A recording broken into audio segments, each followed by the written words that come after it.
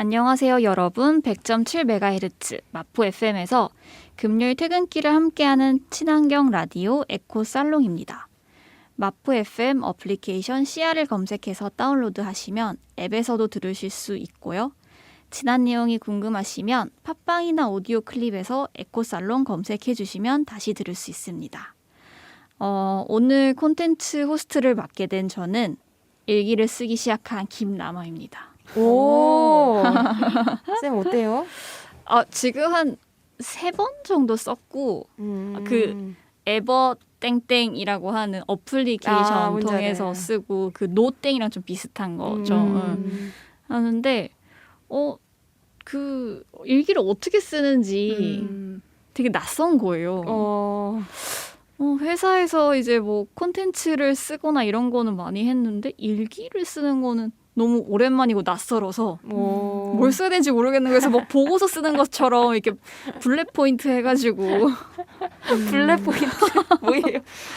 다이어리인가? 회의록 작성하는 것처럼 진짜. 그래서 오늘의 느낀 점, 오늘의 기억나는 점 뭐 이런 거를 되게 일단은 짧게 쓰는데 이거를 좀 더 약간 문장 형식으로 하는데 좀 적응되는 시간이 걸릴 것 같은데 재밌어요. 그렇죠. 뭔가 시켜서 쓰는 일기가 아니니까. 웃기다. 쌤들도 일기 쓰세요? 저 옛날에 몇 번 시도해봤는데 저는 일기를 어떻게 쓰는 사람이냐면 소설처럼 써요. 멋있다. 그래가지고 약간 자꾸 공상이 많이 개입돼가지고 이럴 거면 차라리 내 소설을 쓰는 게 낫지 않을까 약간 싶기도 한데 그래서 오히려 뭔가 이런 좀 그런 좀 약간 담백하게 그냥 하루 있었던 일을 기록 정도로 하고 싶은데 약간 좀 쓰다 보면은 좀 이야기가 엉뚱해지고 인정. 가고 공상 들어가고 막 개인의 그런 취향이 들어가는 것 같아요. 네, 그렇죠. 맞아요. 쌤은요? 저는 일기를 인문학적으로 씁니다. 역시 그래서 다 드러난다니까. 하루에 최소한 콘텐츠 한 개를 보고 인문학적 사유를 해서 그걸 기록하는 게 저만의 일기 방식이에요. 좋은데? 그래서 멋있다. 예를 들면 뭐 오늘 교시 필요기를 보고 뭐 현대 뭐 사통이래.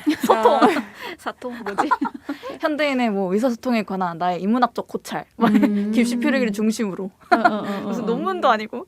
아무튼 이런 식으로 약간 그런 글을 쓰는 게 저만의 일기 같아요. 그래야 조금 일기를 썼다?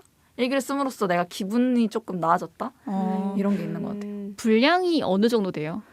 한 A4 5장 정도 되는 거 아니에요? 근데 그래서 제가 의외로 그래서 부담을 느껴요. 일기를 쓸 때. 무슨 말인지 알겠죠? 그래서 예전에 그렇게 썼고 지금은 또 어플이 있어요. 루틴 어플이 있어서 그 루틴 어플로 좀 이렇게 컴퓨터 키보드로 치면 좀 부담이 덜해서 그런 식으로 좀 기록을 하고 있는데 한 300자 이내로 쓰는 것 같아요. 일기를 너무 부담 가지고 쓸 필요는 없는 것 같아요. 맞아요. 일기마저도 자기개발 느낌으로 지금 쓰려고 하는 이 올리브의 아니 프로 성공 집착러. 저는 약간 생각의 힘을 기르기 이런 거 10대 때 했었어야 될 때 생각의 힘을 좀 기르려고 너무 요즘은 미디어에 많이 노출이 되다 보니까 내 생각이 아닌 이 미디어에서 본 생각이 내 생각이 되는 게 너무 익숙해지잖아요. 맞아요. 그래서 사람들이랑 얘기할 때도 어디서 봤는데 누가 그랬는데 약간 이런 거지. 이게 과연 내 생각을 어떻게 말해야 되지가 조금 점점 어려워지는 거예요. 그래서 일기에서라도 내 생각을 좀 써보자. 좋은 생각이다. 그런 시도를 해봤죠. 맞아요. 진짜 일기도 그렇지만 약간 진짜 내가 생각했다고 느끼는 순간이 별로 없는 것 같아요. 나 진짜 이거 내가 스스로 주체적으로 생각해낸 그런 거다라고 생각한 적이 저는 거의 손꼽을 정도로 없어서. 그 정도예요? 올리브? 아닌 것 같은데. 그런가요? 항상 자기 생각 항상 자기 생각을 말하는 것 같은데. 그런 좋은 것 같아요. 그래요? 네, 일기에 대한 제 근황 소개였는데 각자의 생각을 같이 한번 들어보았습니다. 좋았어요. 네, 오늘 그 본격적인 녹음 시작하기 전에 공지사항을 하나 알려드리자면 오늘 벌똥님이 건강상의 사유로 2주 동안 휴방을 하시게 되었다는 것을 알려드리고 넘어가도록 하겠습니다. 아프지 마세요. 아프지 마세요. 듣고 계시죠? 네. 그러면 다음으로 넘어가서 조금은 늦었지만 꼭 한번 짚고 넘어가야 할 환경 뉴스를 공유하는 시간 에코 슬로우 뉴스 코너입니다. 오늘 제가 준비한 슬로우 뉴스는 이스라엘 기름 유출에 대한 소식인데요. 지난 2월 이스라엘 영해에서 대규모 기름 유출로 사고가 발생했습니다. 150에서 200km 가까이 되는 해변이 타르 덩어리로 뒤덮였다고 해요. 이스라엘의 90% 이상의 해변이 오염됐다고 볼 수 있는데요. 17m 길이의 긴 수염고래 새끼 시체가 밀려오기도 했었고요. 사체를 해부했더니 폐에서도 타르 액체가 발견됐고 네, 이 긴 수염고래 새끼뿐만 아니라 바다 거북과 물고기 등 인근의 많은 해양 생물의 사체가 타르에 범벅이 돼서 발견되고 있다고도 합니다. 아유. 예루살렘 포스트에 의하면 약 1,200톤의 타르가 유출된 것으로 추정되고 있다고 하고요. 사실 2011년에도 이스라엘에서는 파이프라인 유출과 2014년도 유조선 유출 등과 같은 사고가 있었다고 합니다. 이 사고가 있은 몇 주 후에 이스라엘은 이 대규모 기름 유출의 배후로 이란을 지목을 했죠. 둘 사이가 원래 매우 안 좋잖아요.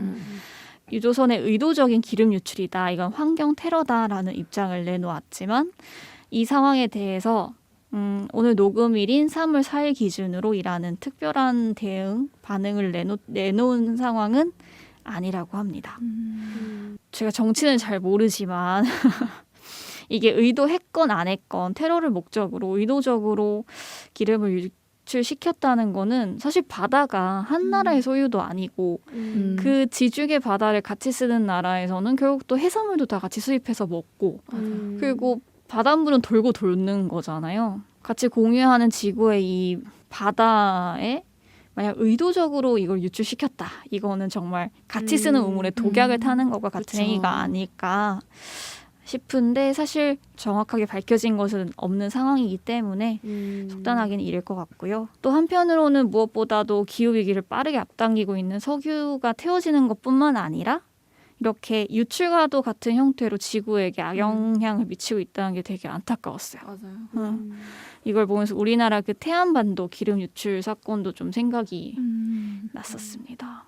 자원봉사자분들이 많이 태안반도? 태안해안으로 가가지고 기름을 닦고 걷어내는 활동을 열심히 해서 예상보다는 빨리 환경이 회복됐었다고 그때 봤었던 기억이 나거든요. 그래서 이스라엘에서도 이제 여러 환경단체와 시민단체에서 자원봉사자들을 파견해서 정리를 하고 노력을 하고 있다고 해요. 안타깝습니다. 그렇네요. 이 국가적으로 행해지는 뭐 국가적인지 뭔지 모르겠지만 이 배우 결국 이거를 청소하는 것도 우리 시민과 환경단체예요. 그렇죠. 그리고 이 오염된 지중해 바다, 그래서 그 정부에서는 한동안 지중해산 해산물을 수입하지 않도록 또 건강상 이유로도 권고를 하고 있다고 해요.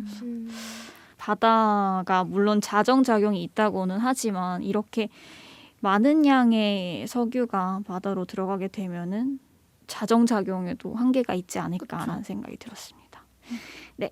그러면 에코슬로우 뉴스 안타까운 소식은 여기까지 전해드리고 다음에는 좀 항상 에코슬로우 뉴스는 조금 슬픈 소식만 많았던 것 같아요. 특성상. 네, 그래서 다음엔 조금 더 가벼운 행복한 뉴스를 전해드릴 수 있었으면 좋겠고요. 잠시 쉬었다가 다음 코너인 기후위기 이것만 알고가 시작하도록 하겠습니다. 여러분은 지금 100.7MHz 마프 FM 에코살롱을 듣고 계십니다. 지금부터 호스트 개인 코너인 기후위기 이것만 알고가를 진행하려고 합니다. 이번 주 콘텐츠 호스트인 제가 진행한 이 코너는 누가 물어보면 자신 있게 설명해 줄 수 있다. 그러니까 기후위기와 환경 얘기할 때 자주 나오지만 애매하게 알고 있는 그런 개념들을 좀 풀어서 설명해 드리는 코너입니다. 오늘 제가 설명해 드릴 개념은 경제면에서도 환경면에서도 아주 핫한 전기차. 전기차는 왜 친환경인지, 기존의 내연기관차와 무엇이 다른지, 함께 언급되는 하이브리드 차와 수소차도 과연 친환경인지를 간단하게 준비해 보았습니다. 와. 네. 전기차와 내연기관차. 내연기관차가 무엇일까요? 내연 기관차. 내연? 내연. 안에서 연 소작용을 하나? 오, 맞았어요. 오, 맞아요, 맞아요. 오. 야, 나 문과인데. 맞췄어. 문과의 힘으로 오. 해독했어. 내연기관차는 디젤이나 휘발유, 하이브리드 등 석유와 가스로 움직이는 차를 얘기를 해요. 그리고 전기차는 말 그대로 전기로 달리는 차입니다. 석유로 달리는 차는 친환경으로의 대안이 없어요. 그게 문제인 거죠. 정답은 덜 타거나 안 타는 것이 되겠지만 하지만 인간은 이동을 해야 되겠죠. 뭐 내연기관차가 환경에 안 좋으니까 걸어 다녀라는 거는 사실 조금 막무가내죠. 많이 걸어 다니면 좋긴 하겠지만 대안이 있어야겠죠. 그래서 전기차가 내연기관차의 대안으로 이야기되는 이유는 바로 그 전기를 재생 가능 에너지로 충당 가능하다는 데서 옵니다. 그리고 전생의 과정이라는 게 있어요. LCA라고 하는데 이게 무엇이냐면 동력 원료, 배터리 및 차체의 제조, 가공, 공정, 수송, 유통, 사용, 재활용 그리고 최종 폐기까지. 그러니까 차가 그냥 달리고 끝나는 게 아니라 이 차를 공장에서 만들고 그 원료를 재활용하고 차가 폐기됐을 때 그 이후의 단계 그리고 그 안에 있는 소재들을 어떻게 재활용하는지 그런 거에 대한 모든 과정을 소요되는 에너지와 원료 물질 그 오염 배출에 대한 데이터를 계산해서 보는 게 전생의 과정이라고 해요. 그래서 이 전생의 과정에서의 이산화탄소 배출량이 전기차는 내연기관차보다 적다는 사실. 그래서 이제 저희가 친환경이라고 말할 수 있는 거겠죠. 또한 배터리 수명 연장 및 재사용, 재활용 등 기술이 빠르게 발전하고 있고요. 전기차를 충전하는 연료인 전기도 탈석탄 등 전력 내 탈산소화가 함께 이루어져야 되는 거겠죠. 그래서 전기차만 많이 만들어낸다고 끝나는 게 아니라 이런 전기를 만들어내는 과정 또한 탈탄소화가 함께 이루어져야지 진정한 이제 친환경이라고 할 수 있겠죠. 그래서 환경단체나 이제 시민단체에서 주장하는 것들을 보면 대부분 이제 같이 이 전기를 만들어내는 과정도 같이 이제 요구를 하고 있습니다. 제가 알기로 이 전기차에 만들어가는 이 충전식 배터리가 리튬이라는 핵심적인 재료가 필요하다고 알고 있는데 이게 약간 그런 것 같아요. 핸드폰에 들어가는 부품도 굉장히 중요해서 지금 사과 브랜드가 아프리카 일대 그 서식지를 파괴하고 있잖아요.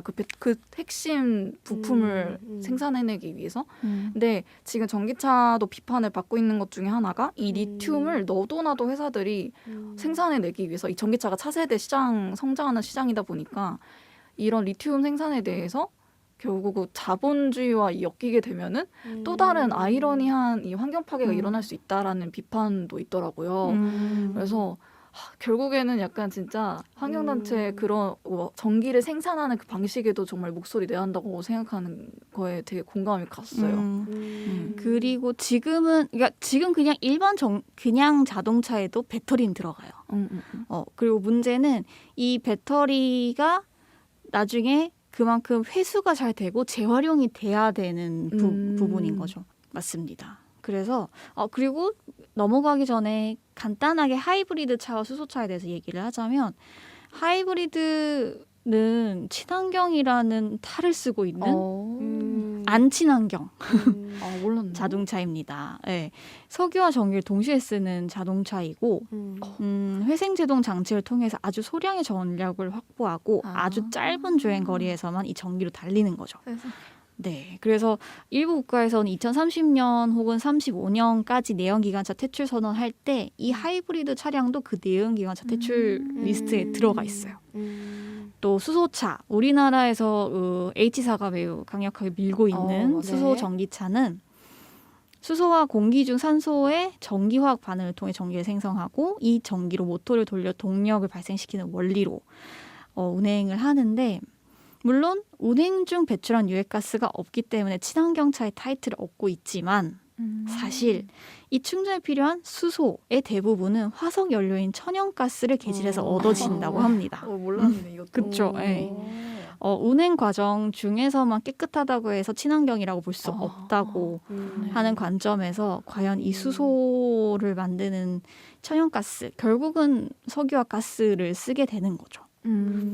그래서 충전해서 바로 에너지로 사용할 수 있는 전기차와 수소를 충전해서 차 내에서 산소와 결합시켜 다시 전기 에너지로 운행되는 수소 전기차. 다른 나라에선 수소 전기차를 바라보지 않는데 왜 한국은 여기 에너지를 쏟아붓는지 지금까지는 사실 이해가 되지 않아요. 획기적인 기술이 좀 발전이 되고 네. 개발이 된다면 또 달라질 수 있겠지만 현재 시점에서는 좀 어렵지 않을까라는 제 개인적인 생각을 덧붙이면서 기후위기 이것만 알고 가는 마무리 해보도록 하겠습니다. 늘 유익한 것 같아요. 그러니까요. 단어 몰랐던 하나, 정보를. 단어 하나에 숨겨진 이 양면성이 너무 재밌는데요. 그렇죠. TV 광고나 이런 데 나오는 정말 깨끗하게 포장되는 맞아. 그 이미지에 속으시면 안 돼요. 맞아요, 맞아요. 그래서 결국 아이템이 뭔가 변화하고 그런 문제가 아니라 진짜로 근본적인 소비 구조, 사회 구조가 변화해야 되는 문제라고 생각이 맞아, 많이 맞아. 드네요. 맞아요. 이제 전기차 어디 가서 나 이 정도 알고 있어. 그렇네. 네, 다 아는 척 하실 수 있겠죠? 네, 지금까지 이번 주에 에코 슬로우 뉴스와 호스트 개인 코너 진행해 보았고요. 이제 본격적으로 슬기로운 덕질 생활로 들어가서 오늘의 메인 콘텐츠를 소개하려고 합니다. 에코 살롱에서는 보다 깊은 이야기를 나누기 위해 스포일러를 하고 있으니 참고 부탁드립니다. 오늘 저희가 다루게 될 콘텐츠는 김씨 표류기예요. 오. 2009년 영화인데 보셨었어요? 진짜요? 2009년이에요? 되게 예전이죠. 네, 저는 봤었죠. 쌤은요? 저도 어렸을 때 어렸을 때? 때는 그렇게 재밌게 봤어요. 오. 되게 웃기지 않았어요? 어렸을 때는? 지금 저 오늘 너무 울어가지고 울었어요. 영화 보고 너무 울었어요. 사실 저도 다시 볼 땐 안 울었는데 저는 이게 되게 명작이다. 오, 맞아. 포스터랑 다르게 명작이다라고 하는데 연이 닿지 않아서 못 보다가 작년에 처음 봤거든요. 오. 왓땡이 있길래. 네네네. 근데 진짜 울면서 봤어요. 오, 맞아, 너무 맞아. 막 이게 무슨 내용이 막 웃다가 울다가 와 이런 영화가 있나 이러면서 맞아. 보고는 되게 인생 영화까지는 아닌데 약간 탑 10 안에 그치, 들지 맞아. 않을까? 약간. 아니 그 탑 10 그 약간 그런 게 있어요. 한국 영화가 잘 홍보를 못한 포스터 진짜 포스터 때문에 망한 영화. 그니까 1위 뭐 지구를 지켜라. 맞아. 2위 그것도 진짜 김씨 명작이다. 표류기 맞아, 해가지고 맞아. 너무 웃겼어. 어디서 봤는데 약간 우리나라보다 오히려 해외에서 더 맞아요. 반응이 좋았던 화제가 됐던 영화라고 하더라고요. 그래서 영어 제목이 또 되게 신기해요. Castaway on the Moon. 달 위에 조난자. 신기하다. 이 달이 또 나중에 나오겠지만 그 여자 김 씨가 항상 그 만원경으로 달을 보잖아요. 그 달 위에서 이제 조난을 당했던 이 여자 김 씨의 입장에서 아니, 또- 해외 제목이 더 좋은데요? 그렇네. 그쵸. 김씨 표를 이 김 씨가 여자 주인공, 남자 주인공 둘 다 김 씨예요. 그쵸. 그래서 그래서 이 남자뿐만 아니라 여자 김 씨도 포함된 내용이라는 걸 제가 이번에 조사하면서 또 깨닫고. 둘 다 표류를 하고 있었던 거죠. 그쵸. 그렇게 만났고. 간략하게 줄거리 소개하자면 서울 한강에서 무슨 이유에서인지 자살 시도를 하는 한 사람이 있습니다. 바로 남자 김 씨고요. 자살 시도의 실패로 밤섬에 갇히게 됩니다. 마음대로 죽지도 못하는 그는 캐스터웨이의 톰 행크스처럼 이곳에서 생존해보기로 마음먹습니다. 물과 소금, 식량, 불을 어렵게 구하고 그만의 방식으로 몇 개월을 생존하게 됩니다. 한편 밤섬이 보이는 아파트에서 비싼 아파트 3년째 맞아. 나오지 않고 그만의 가상세계에서 규칙을 만들고 싸이 땡땡으로 만들어진 가짜 자아를 가지고 살아가던 한 사람, 바로 여자 김 씨가 등장합니다. 매일 밤 달만 관찰하던 그녀가 1년에 딱 2번, 봄과 가을, 망원경으로 낮에 밖을 보는 날은 세상이 멈추게 되는 민방위 훈련 날입니다. 우연히 망원경으로 밤섬에서 생활하는 남자 김 씨를 발견하게 되고 김 씨는 남자 김 씨를 지구의 임무를 수행하러 온 외계인이라 생각하고 관찰을 시작하며 소통하게 됩니다. 밤섬 모래톱에 남자 김 씨가 써둔 헬프라는 글자가 헬로우가 되고 그곳 생활에서 달콤함과 희망을 찾던 남자 김 씨. 그리고 3년 만에 처음으로 자신의 생활에 들어온 남자 김 씨 때문에 혼란스러운 여자 김 씨에 대한 영화입니다. 이렇게 보니까 또 다른 색다른 느낌이 든다. 좀 그러니까 여자 김씨와 남자 김씨의 구도로 생각을 해본 적이 없어가지고 이것도 재밌네요. 그렇죠. 이 이제 제목에 있는 이 김씨가 사실 저는 거의 반반 중요한 맞아요. 역할을 가지고 있는 것 같아가지고. 맞아. 어떠셨어요? 간략한 각자 달랐던 감상 포인트를 공유해보면 어떨까요? 이 영화 보면서 일단 울었다는 점 말씀드렸고요. 그러니까 제가 운 포인트가 약간 다양하긴 했는데 그 중에서 아무도 김 씨한테 인사를 안 하더라고요. 그러니까 이 그 여자 김 씨가 처음 이 남자를 만났을 때 했던 게 뭐 마이 네임 이즈 뭐 땡땡땡 나이스 투 미츠 유 이렇게 말하잖아요. 맞아. 근데 그 사람 말고는 아무도 이 사람한테 관심도 없고 인사도 안 하고 그냥 일방적으로 한강 근처에 버리고 가잖아요. 이 사람의 그 어떤 스토리는 전혀 궁금해하지 않고 맞아. 그게 저의 뭔가 그런 어떤 눈물 포인트였어요. 너무나도 이 사회를 비롯한 사람들이 이 남자한테 정말 눈물겹도록 관심이 없다는 게 진짜 좀 저는 그 정도 그게 좀 포인트였던 것 같아요.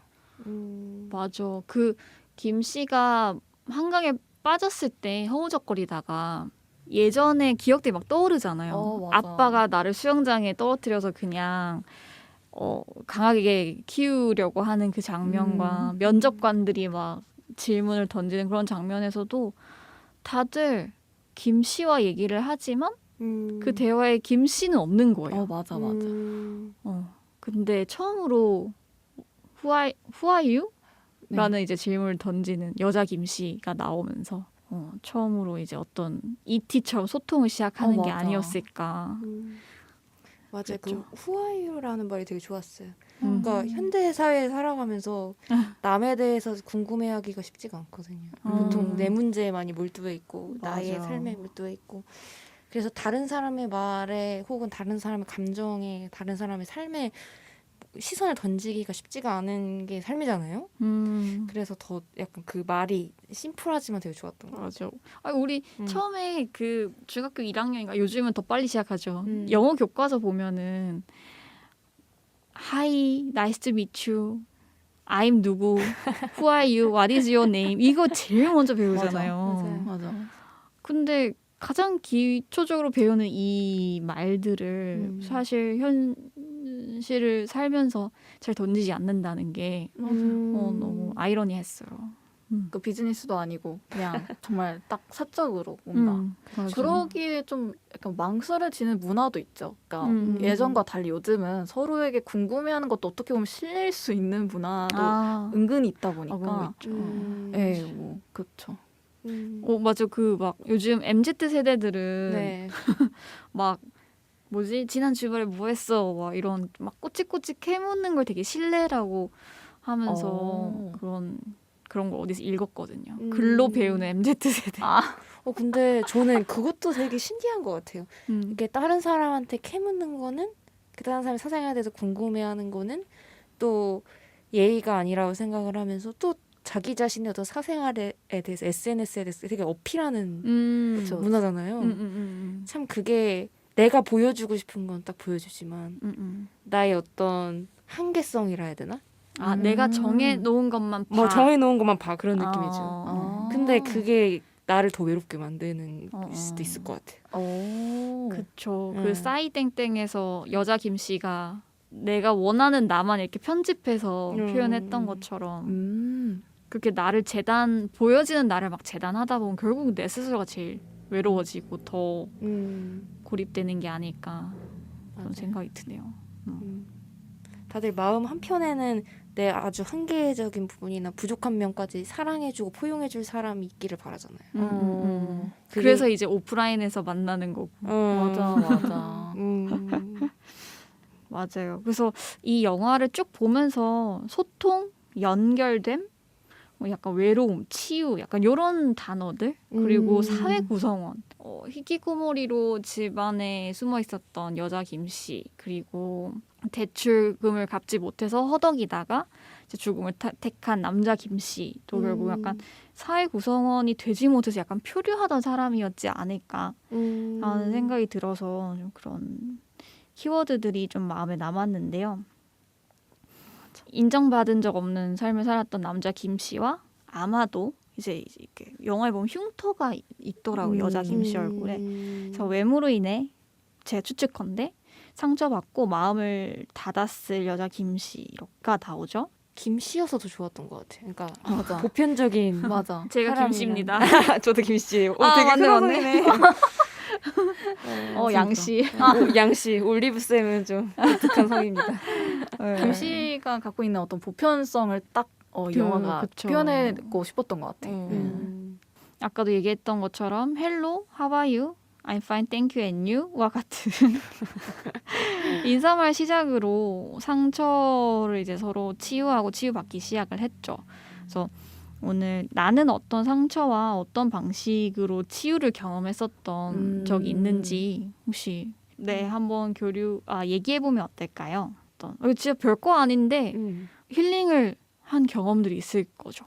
맞아요. 있을 건데 맞아요. 혹시 기억나는 경험이 있으세요?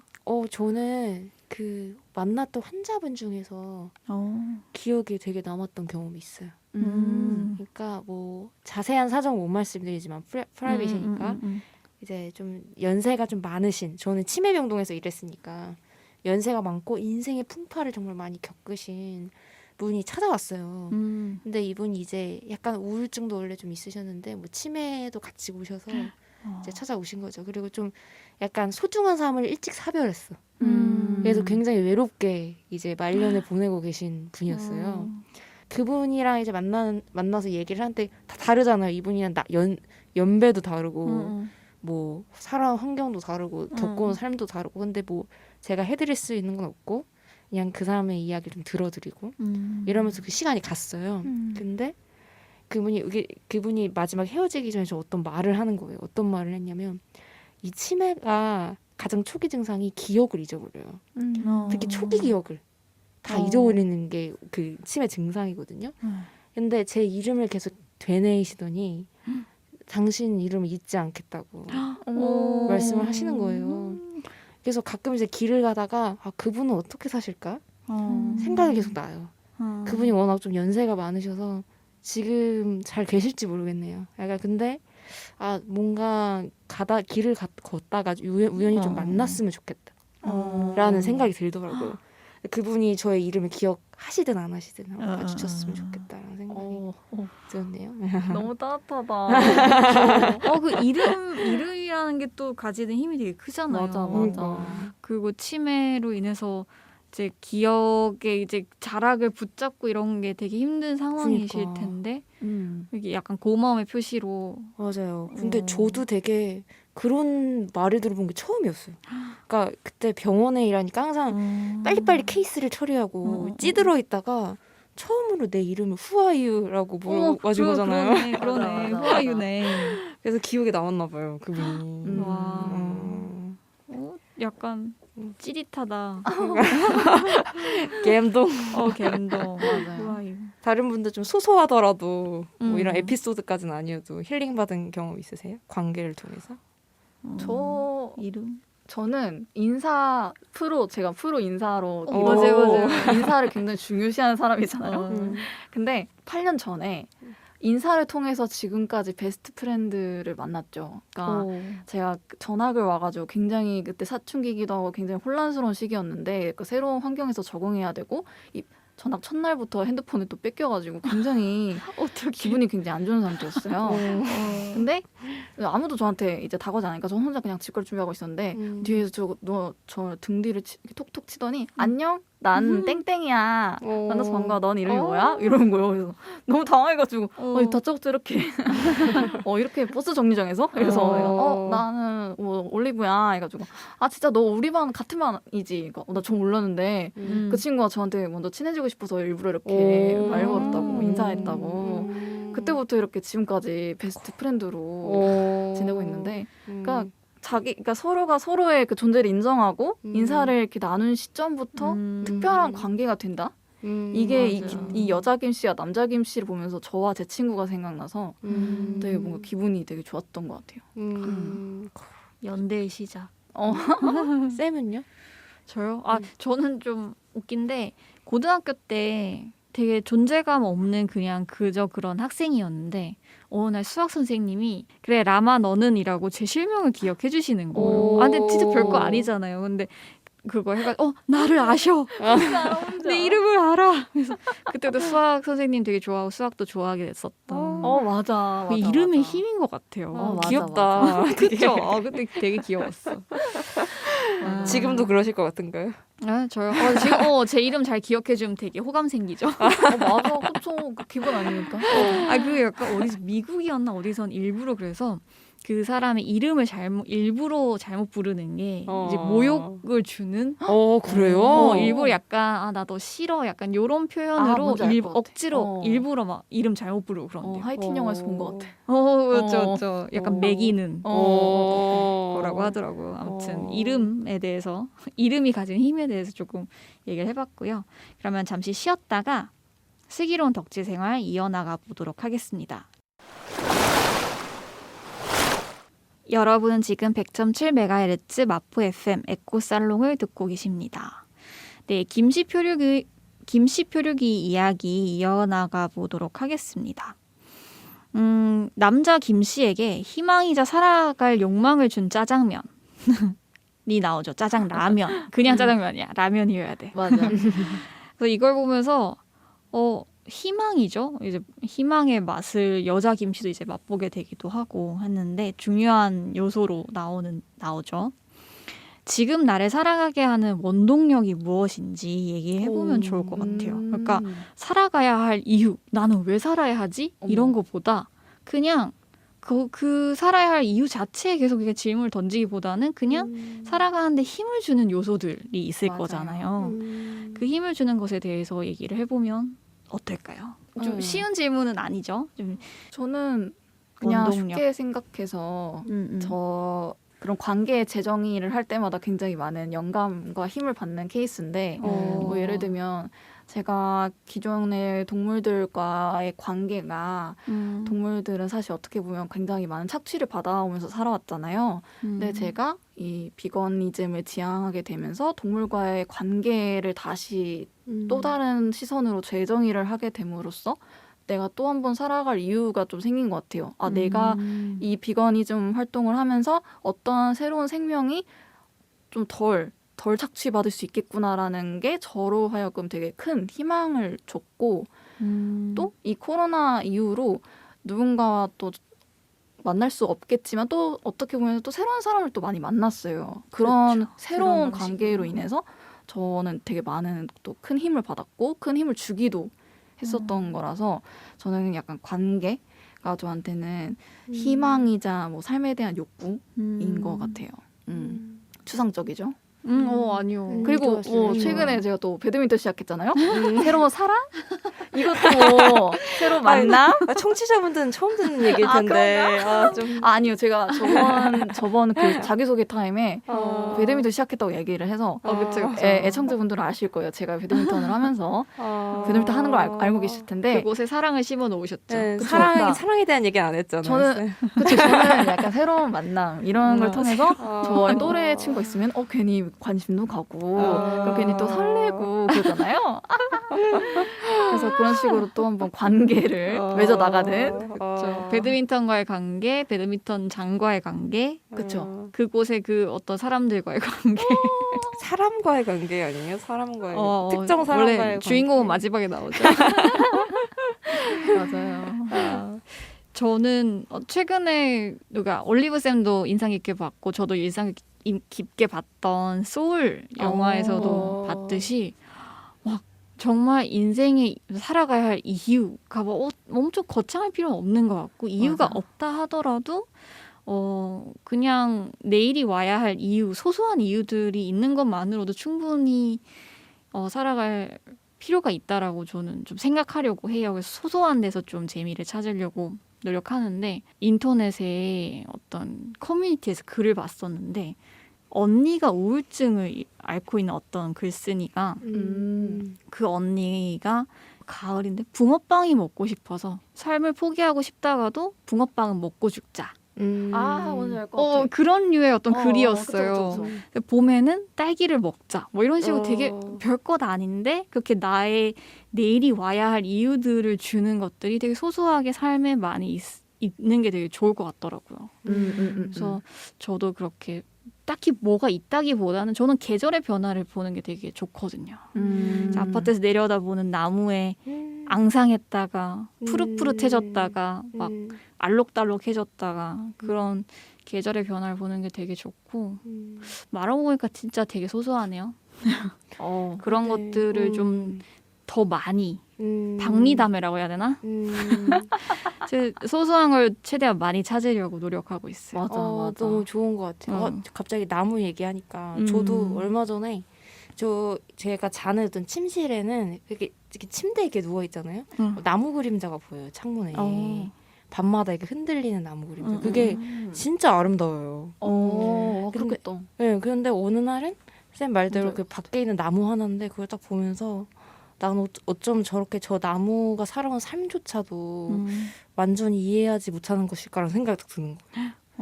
그러면서 나는 정말 아무것도 모르는구나. 나와 다른 존재에 대해서. 막 이러면서 뭔가 찡한 감정이 들기도 하고 어느 날은 길 밖에 이렇게 나왔는데 그 나무가 이렇게 있잖아요.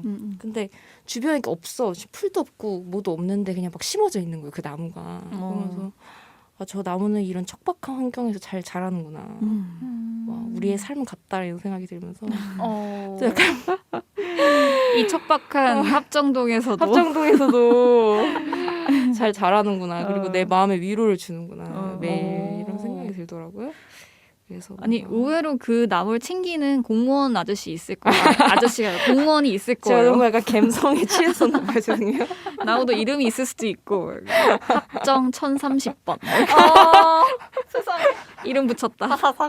맞아. 드릴님도 그 나무에 이름을 붙여봐요. 갑자기 아까 일기장이 때 그러면서 제가 약간 소설 쓰고 있을 때 좋은 소재다. 웃기네요. 네. 나무 그렇죠. 저는 근데 진짜 약간 오래 막 500년, 막 800년 된 그런 오래된 나무들 있잖아요. 그런 거 보면 기분이 되게 이상해요. 맞아요. 그렇죠. 뭔가 있는 것 같고 조선시대보다 오래 살았고 막 그런 것들. 맞아. 그런 나무. 신령하다고 하잖아요. 저 나무 무슨 생각하고 있을까? 되게 궁금하고 하여튼 그랬는데. 그리고 영화 후반부에 보면 한강 정화하는 팀에서 나와가지고 밤섬을 청소하다가 너무 좀 웃긴 장면이긴 한데 김 씨와 마주치게 되잖아요. 그래서 남자 김 씨는 본인의 의지와 상관없이 밤섬에서 탈출하게 되었을 때 그는 63빌딩으로 향하는 버스를 타죠. 그렇죠. 영화 초반부에 63빌딩에서 뛰어내렸으면 한 방이었을 텐데 하면서 이제 다시 삶을 끝내기 위해서 63빌딩을 향하는 버스를 타게 돼요. 근데 여기서 몇 달이 지났지만 교통카드가 멀쩡히 작동하는 것도 너무 웃기지 않았어요? 무엇이 그를 다시 63빌딩으로 이끌었을까? 저는 그게 조금 궁금했어요. 그러니까 이 영화를 보신 쌤들은 어떻게 이 사람의 행동, 이 남자 김 씨의 행동을 해석을 하셨는지 좀 궁금했어요. 그러니까 좌절감 아닐까요? 그러니까 좌절감? 자기가 그동안 나름 길게 6개월 정도 가꿔왔던 그 자기만의 터전인데 그 밤섬이, 그러니까 밤섬인지도 몰랐을걸요. 이 사람 김 씨는 그냥 모르죠. 자기는 서울 탈출할 수 없는 무인도였고 거기서 나름 뭐 짜파게티라는 희망과 그리고 그걸 이뤄냄으로써 자기가 뭔가 삶에 대한 어떤 의지가 생긴 그런 소중한 터전인데 그걸 이제 쫓겨난 거니까. 그래서 저는 그냥 그 순간 너무너무 좌절감스러웠을 것 같아요. 저는. 그래서 김 씨가 너무 공감이 갔고 육상빌딩으로 가는 그 김 씨가 너무 안타까우면서 너무 공감이 갔어요. 진짜 나라도 너무너무 좌절감스러울 것 같다. 절망스러울 것 같다. 이 생각이 딱 들었어요. 그쵸. 그 밤섬에 들어가서 정착을 하고 처음에는 좌절을 했지만 그 안에서 희망을 찾고 즐거움도 찾고 저는 그 사루비아 꿀 빠는 게 되게 중요한 장면 같았거든요. 맞아. 나도 거기서 그 김 씨가 용기를 얻었던 것 같아. 다시 살아갈. 인생에 인정받지 못하고 힘들었던 상황에서 꿀이라는 보상을 받은 거잖아요. 꿀빤다. 아무튼 보상도 느끼고 성취감도 느끼고 신체를 움직이면서 막 땀을 흘리고 그러니까 어떻게 보면 원시적일 수 있기는 한데 스스로 먹을 거리를 해결하면서 맞아. 어떻게 보면 그 현대사회 그 경제 체제에서 좀 빠져나오긴 했지만 잘 지내왔던 그리고 뭐 처음으로 나의 집을 마련했다 이러면서 오리배 끌고 오잖아요. 그래서 근데 나중에 그 태풍도 와서 오리배도 잃어버리고 망연자실한데 사람들까지 들이닥쳐가지고 본인의 또 의지와는 상관없이 또 도시에 버려지게 되는 거죠. 그래서 그게 좌절감이 될 수 있겠구나. 처음 한강다리에서 뛰어내렸던 어떤 그때의 좌절감이랑 비슷한 감정일 수도 있겠네요. 그만큼 사회에서 느끼는 고통이 너무나 컸던 거죠. 사회에 속하고 싶지 않은.